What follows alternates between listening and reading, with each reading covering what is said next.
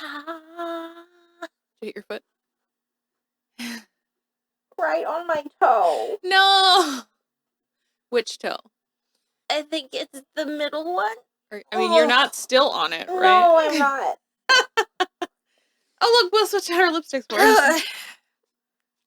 That's fun. Cute. Are you good? Yeah, I'm just trying not to throw up. Do you need a minute? No. I'm gonna give you a minute. Okay. Ugh.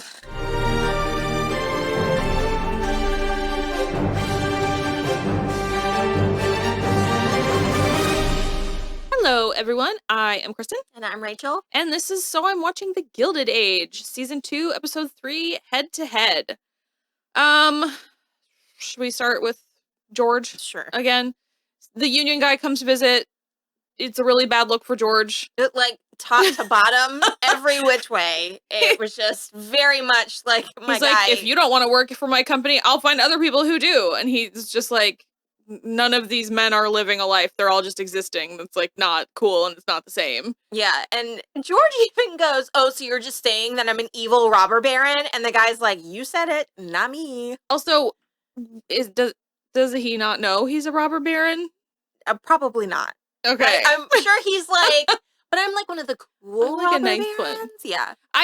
The only thing I'll kind of give him, especially in this time period, is if I'm the one who starts paying my workers more money, it's going to cause a, like, horror show. Oh, yeah. In the markets. Like, I understand, like, economically, I understand that part, but, like, as a human person who should be middle class and isn't, it's like, there are 4 college degrees in this house. Yeah. And it's paycheck to paycheck. Yep. And that's just kind of the thing where I'm like, no. Yep. I used to be in a well over 6-figure household and we were still paycheck to paycheck. Yeah. So love that for us. So yikes. So anyway, that's basically it. George is like, I think I've got him on the ropes, but the union guy goes back to Pittsburgh and is like, I think I've got him on the ropes. So, and he's not only that, it's we are prepared to die for this job. We will die for it. Well, for like not for the job, for the cause, for the benefits and but stuff. Like, yeah, it's a lot. No job is worth that. It's a lot. But either way, neither of them seems to have taken on board anything the other one said. So yeah, kind of at a stalemate. Yeah. Peggy, I guess, is mostly like an island unto herself as well. Her boss is going to go to Tuskegee to cover the opening of a new dormitory at a college that Booker T. Washington is involved in and everything. And this was like a little bit weird to me and it kind of disjointed from the rest of the stuff. And we also didn't get the reason why until so late. Like to me, it wasn't clear that Peggy was trying to like run away from her problems. Yeah. I didn't until she literally was like, I have to run away from my problems, Mom. Yeah. And so I was like, okay, fine. But she just is like, I need to work because I'm too sad about the baby still. And so I'm going to go on this ill-advised, potentially deadly, scandal-ridden trip with my married boss alone together.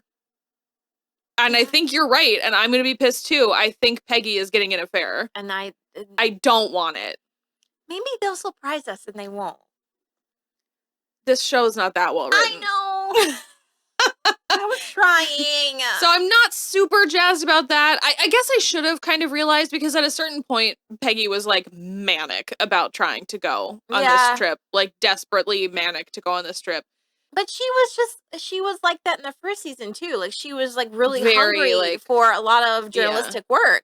Yeah. So that it felt very same energy to me. Sure. So I was just like, no, I just figured she like really wants to still make the journalism happen for her. This like the secretary position is just kind of like a step towards that. Sure. Yeah, it's sort of bizarre. Also, everyone is warning her against it. Like Marion is like, you need to be careful socially. Yeah. And her mother is like, you need to be careful because you are a Black woman and you have never been to the South and you don't know what it's like. And even the boss said that to her too. He was like, you couldn't possibly understand because he said he was a slave when he lived there. Yep.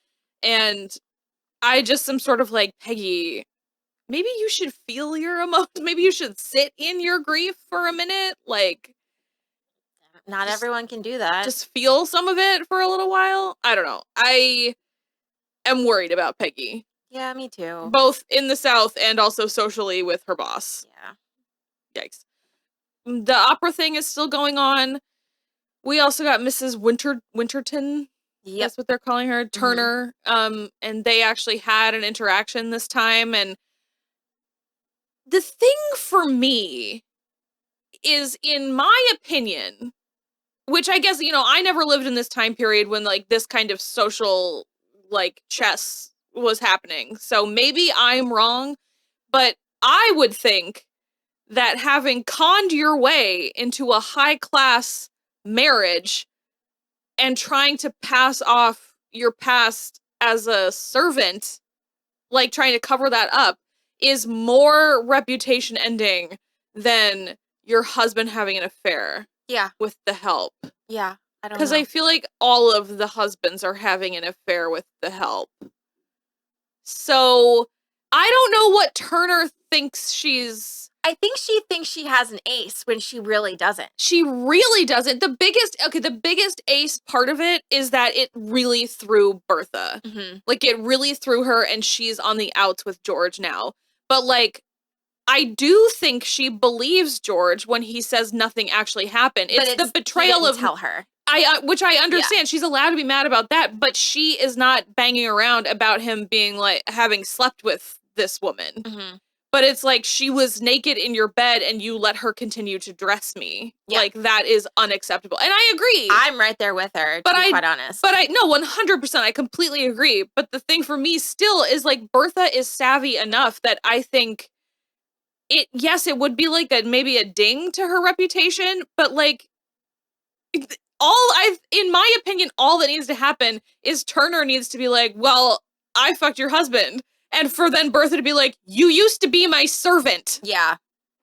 That's a way bigger own. Does she think that she's playing a long game, that if she drops this bomb, then it will sow discord between Bertha and George, and she's like, oh, their marriage will never last because of what I did? Like, But also, what difference does that make to her now, because she has the money and the status? Because then maybe she could start rumors about George, like, having illicit affairs?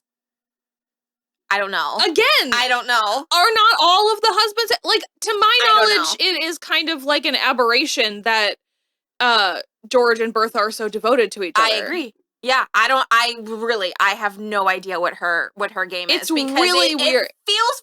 It doesn't feel like the own that she thinks. Exactly. And it's just like, you being a former house servant. Yeah. That you have more to lose. I agree. Because if Mr. Winterton doesn't know. Yeah. I think he'd turn her out. Yeah, exactly. And the only way that, if this all comes to light, Mr. Winterton would have to, like, socially claim her as, like, I know her background. I married her anyway.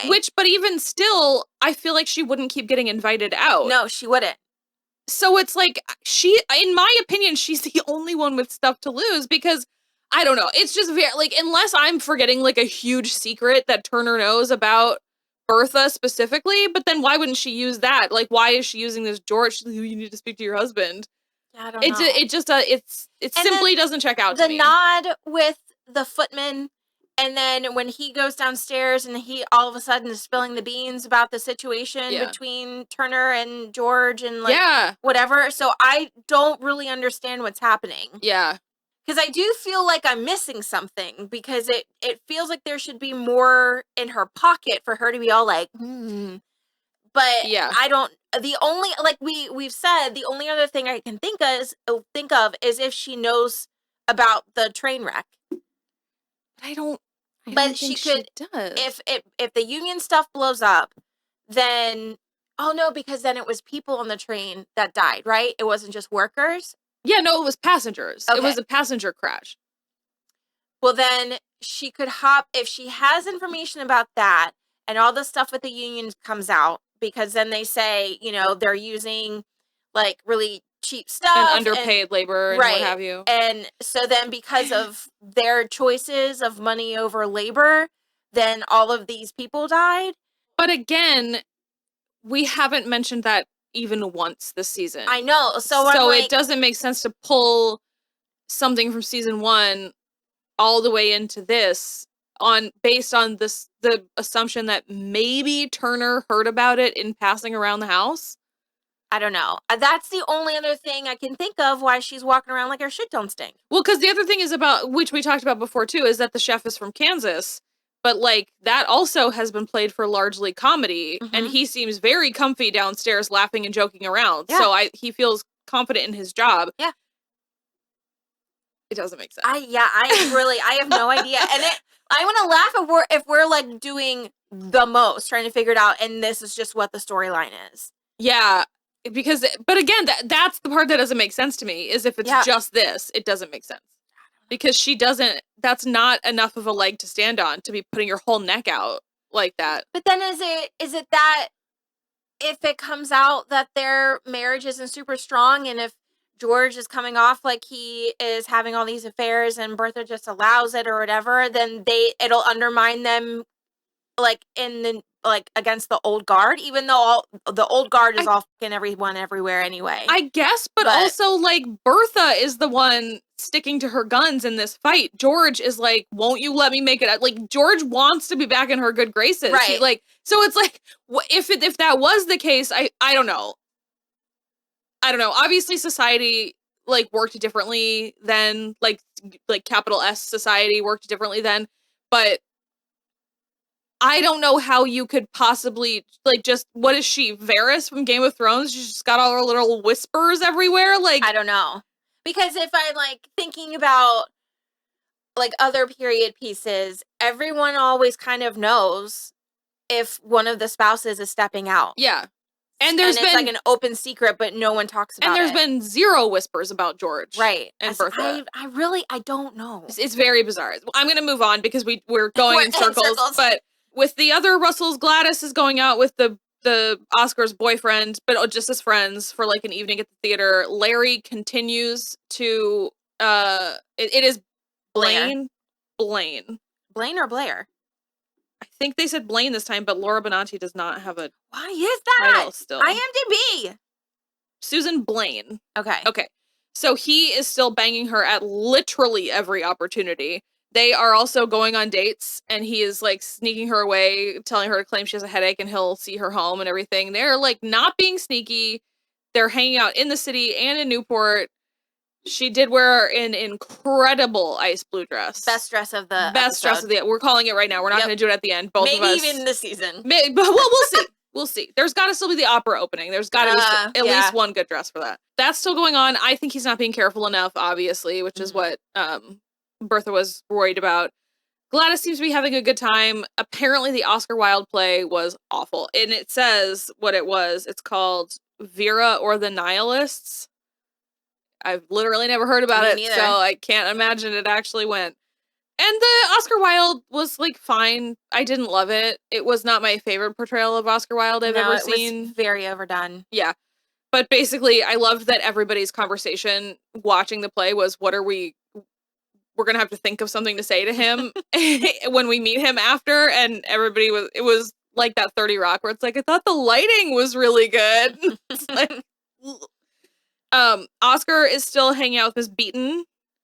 And they actually seem to be really getting along. I like them together. It's very cute. Mm-hmm. She made him laugh out loud at the play. So that was quite nice. I like that as well. He also still seems to be, I can't keep calling him his boyfriend. What's his name?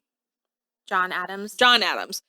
They are still friendly, and apparently John has met a new man, and so he's gonna let Oscar meet him at some point. And Oscar Wilde seemed to be, like, super into John as well. Yeah, I mean, John is hot. Yeah. Oscar is, like, Adrian Brody hot, but John is, like, hot, like, all-American, blonde, hot. Jack and Adelheid are still hanging out. She also spilled the beans about Turner to across the street. Because that's the thing. Turner is really, I can't with Turner. Like, well, I can't believe we're back to it. But like, who does she think she is? I don't know. Everyone recognized her. Church recognized her. Adelheid recognized her. Multiple people in the dining room or the like party tea room, whatever, recognized her. I just don't understand. Well, and Mrs. Russell to church was like, there might be one of my guests who surprises you. Don't let it show. Yeah. And he's like, okay. But then it's like, why wouldn't you tell your staff exactly who it is? Yeah. She's coming here. Don't give her the satisfaction of being surprised. I mean, maybe it was like, maybe he would have balked a little bit more if he knew who, like, exactly who it was. But Bannister is the traditional English butler, not Church. Right. So none of this made sense this episode. I was like very annoyed. Because I was wondering maybe if he knew exactly who it was, he might not want to wait on her. Yeah. But because this is America, it's like there are no rules. Yeah, like Bannister would have been like, I refuse. Yeah, I won't do it. But Church doesn't have that kind of, like, he had to ask Bannister for help for that big party in season 1. Regardless, it's weird. The party goes okay, although Turner is like, no, I won't be taking a box. She's like literally just there to stir shit. Right. Which is annoying. I hate her. No hate to the actress. She's doing amazing, and she like is beautiful, Kelly Curran, but like she's got that fucking face. I know. And I'm like, I'll eat you. Like I'm mad at you. So yeah, and then Mr. McAllister is really like playing both sides of the fence because he's at Bertha's tea party, and then he literally sprints across the street to get to the Van Ryn house to have a meeting with the Academy. It turns out they're putting on their opera opening days at the same time. Mrs. Astor is making Ada or Agnes write letters to everybody that says if they support the Met, they'll lose their box. They'll lose their box at the Academy. She can't do it because then it's considered like official. Mm-hmm. I don't know. It seems very just whatever. Yep. I know Rich people problem. Well, yes, for sure. I know how important that kind of thing was in this time period, but like, honest to God, I can't be fucked. I can't afford a box at any opera. So I'm good. Marian is still hanging out with Cousin Dashiell. Well, and Agnes seems to want to get them together now. Yes. Yeah. And also, she really doesn't care whether or not Oscar likes Miss Beaton as long as she has money, and she apparently does, so it's fine. Ada is still pining after the pastor. They went on a date. They went on a date. She also got the cook to make him New England clam chowder for luncheon, and Agnes was such a bitch about it. She was like, soup at luncheon? I'm like, bitch, we have soup all the time now. That's also just like half of like lunch specials. Right. Is like soup and salad or like soup and half a sandwich or something. Either way, it goes off pretty well, and he asks her to go see like a watercolor installation with her, and instead of having to tell Agnes about it, she like goes into cahoots with Marian and is like, and Marian's like, oh my God, let's get you laid. Yeah. I will do it. So it's very cute. I love that still. Very super fun. And she did put it out there that she is single. I thought that was cute. Yeah. She was like a single woman, blah, blah, blah. Yeah. It was very cute. Yeah. And then I guess the only other really big thing is the Watson, Mr. Collier thing. He went to lunch with his son-in-law, who he says was polite, but he was rude. So rude. Yeah. And it turns out he's trying to pay him off and buy him an apartment in San Francisco and give him an allowance as long as he literally never communicates with his daughter again. And I'm just kind of like, okay. Yeah, I feel weird about it. So he's like considering it, but he hasn't officially said yes or no one way or the other. Yeah. I just like, he wasn't trying to like hardcore initiate contact. You know what I mean? Like, like when they met outside the brownstone in season 1 was like, that was the most kind of, she approached him. She was like, who are you? Well, because she kept catching him creeping on her. And so, I mean, he wasn't being subtle, like just being like across the street. Yeah. So you did kind of do too much. So it's like, pay attention or like keep tabs on her. But like, if you're trying to keep it hidden, you didn't do a very good job. But also, part of the thing was like, the Mr. McNeil will write letters to like keep him apprised of like what's going on, but he is not to respond. Which seems like too much. Yeah. Well, he says it's heartless. Yeah. So it's crazy. But he also seems to think that potentially his daughter is involved in it, involved in the plan and everything, which is also pretty gross. I do think that is it, though. Well, Marion agreed or offered to go to the mother-daughter tea with Francis. Yeah.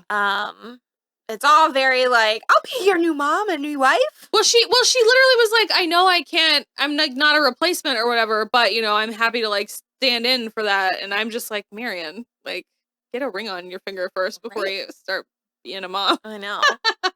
But yeah, I did also, I feel like it's taken too long, but we did finally get a moment when Watson went to talk to Church and he was like, can I get your advice about something? That felt a lot more like the downstairs Downton Abbey stuff. And like the more that we get of that, I think the more excited I'll be. I feel like they really ballooned the cast early in a way that it's like, I want to hang out with like 10 people first. Yep. And then we can balloon out. And so they're having like still, I guess, a little bit of a hard time in my opinion, but I think they are moving in the right direction. Because we also got you know, what's the other one's name? The other downstairs for the Russell house, the one I like. The curly haired? Yes. What is her name? I always forget. Mrs. Bruce. So she got in there too with like, and all of them, and the, you know, the cook was talking and everything too. I like those moments where the downstairs staff is like together. So it's just a little bit harder because the Russell downstairs staff is like 5 times as big as the Van Ryn downstairs staff. So mostly a fine episode. I just think some people are not making decisions that like match with their character beats we've had so far. Yeah. And again, the Bertha and Turner thing is really not working for me. Nope. Because it just doesn't make any sense. I've said it so many times in this episode. All right. Well, that is it for me. I think that's it for you. Yeah. Yep. We will be back next week with episode 4. Like and subscribe. Let us know what you think, and we'll see you next time. Bye.